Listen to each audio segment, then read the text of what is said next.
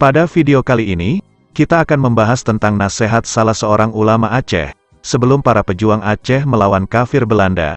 Sebelum teman-teman histori melanjutkan video ini, alangkah baiknya teman-teman menekan tombol like, subscribe, dan jangan lupa menyalakan lonceng notifikasi, supaya teman-teman tidak ketinggalan video sejarah lainnya. Setelah Belanda berhasil menguasai istana kerajaan Aceh tanggal 24 Januari tahun 1874, seiring mangkatnya Sultan Mahmud Shah, tahun 1870 sampai tahun 1874, keadaan perjuangan rakyat Aceh jadi tak menentu lagi dalam berjuang melawan Belanda.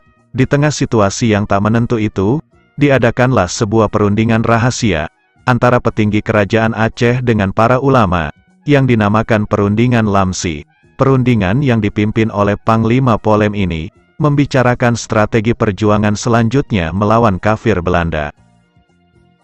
Perundingan rahasia yang dihadiri oleh seluruh ule balang dalam wilayah 22 mukim ini, masing-masing yang hadir memberi pendapatnya, di antara yang hadir sebagian besar dengan semangat menggebu-gebu, perjuangan harus diteruskan untuk mengusir kafir Belanda di Aceh. Namun ada juga yang pesimis untuk melanjutkan perjuangan ini. Akhirnya perundingan ini meminta nasihat pada Tengku Cik Abdul Wahab Tano AB, yang turut hadir dalam perundingan Lamsi ini. Lalu Tengku Cik Tano AB memberikan nasihat dengan mengatakan, sebelum kita memerangi musuh secara lahir, perangilah dahulu musuh batin, yaitu hawa nafsu kita. Harta rakyat yang ada pada masing-masing kita yang telah diambil karena hawa nafsu, serahkan lagi dengan segera. Janganlah rakyat itu selalu taraniaya. Tegakkanlah keadilan di tengah-tengah kita lebih dahulu, sebelum keadilan pada orang lain.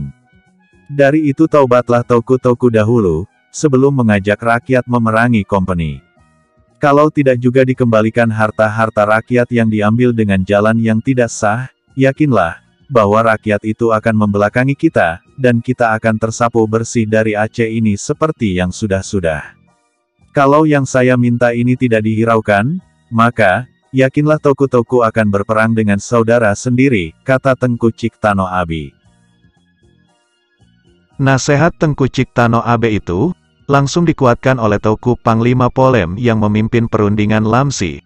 Dalam perundingan itu, Panglima Polem menganjurkan secara tegas, agar masing-masing ule balang yang ada padanya harta rakyat, hendaklah segera dikembalikan, untuk kemudian baru berjuang bersama-sama melawan musuh Belanda.